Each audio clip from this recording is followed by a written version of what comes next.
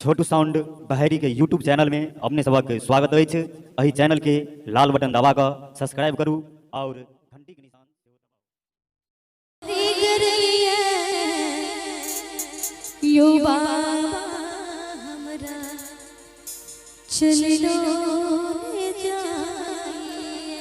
प्रेम से कहियो भोलेनाथ की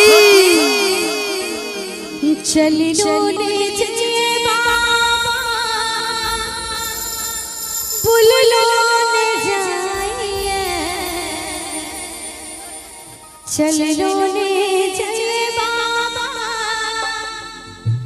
बुललो ने जाइए छोटे छोटे छोटे छोटे छोटे छोटे रोरी रहिए यो बाबा हमरा चलिलो ले जाइए छोटे छोटे रोरी रहिए यो बाबा हमरा चलिलो ले जाइए चलिलो ले जाइए बाबा बुललो ले जाइए चलिलो ले जाइए बाबा बुललो ले जाइए छोटे छोटे छोटे छोटे छोटे छोटे रोरी रहिए यो बाबा हमरा चलिलो ले जाइए छोटे छोटे रोरी रहिए यो बाबा हमरा चलिलो ले जाइए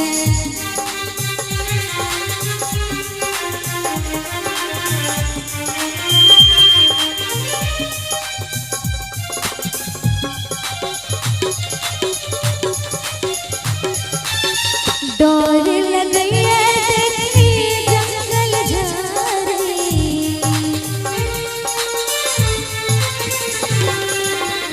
ऊंच नीच रास्ता पहाड़ी पहाड़ी